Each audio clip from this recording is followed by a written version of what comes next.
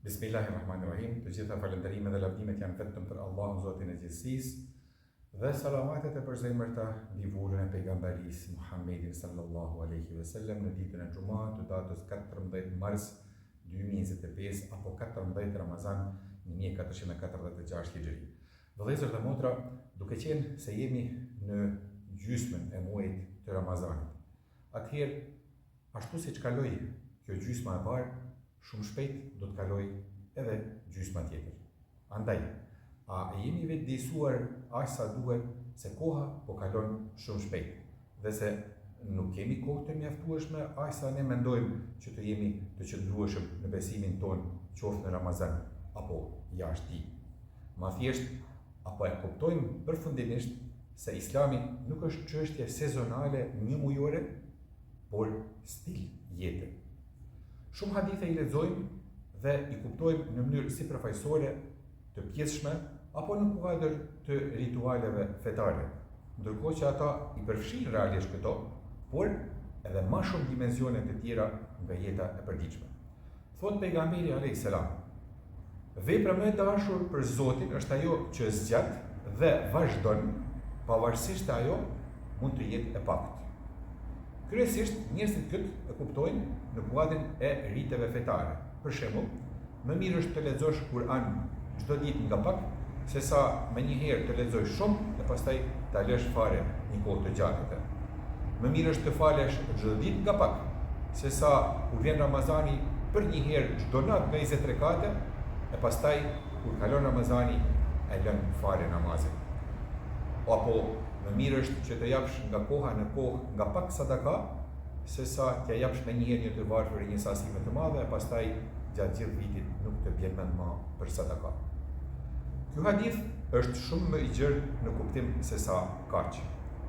Ai na thotë se njeriu nuk ndahet nga një vepër e mirë vetëm se i përgjet ujit i cili pik nga pik bie në një shkënd dhe ose e çan atë, ose i shkakton vrim atij.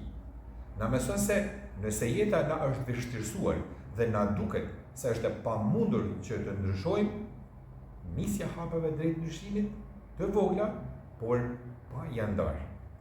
Nëse na mbulon një hall i madh dhe kërkon një ndryshim të menjëhershëm, e ke gabim. Asgjë nuk do të ndryshosh. Nuk mundet kështu. Duhet pak nga pak. Nëse të janë përkeqësuar raportet me dikë nga njerëzit dhe ti dëshiron që ti përmirësosh ata, atëherë nisja me diçka të pakët. Thuaja atij apo asaj një fjalë të mirë apo respekti sot, një fjalë nesër, një tjetër pas nesër dhe kështu me radhë derisa ta shohësh përmirësimin. Nëse dikush pretendon që të arrijë nivelin e doktoraturës, nuk mund të bëhesh doktor për 3 ditë, por nisu pak nga pak. Mëso diçka sot, mëso diçka nesër, le diçka për mas nesër dhe kështu përgjithësisht, por mos u ndal.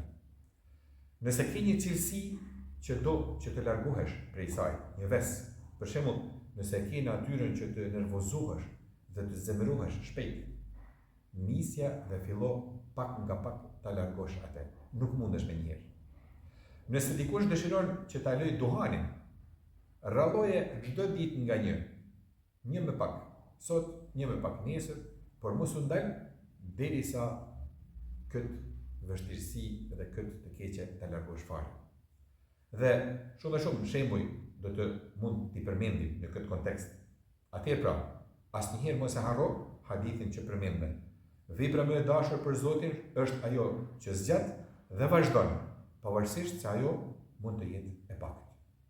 Bereqeti i Ramazanit u derdh për mbi ne të gjithë dhe Allahu na bëft të lumtur me praktikimin e rregullave të dinit ton në dhe jashtë muajit të bekuar të Ramazanit. Deri në shkëndin e xumas së radhës, Allahu ju pas në amanet e mbikëqyrje. Esselamu alaikum ve rahmetullahi ve berekatuh.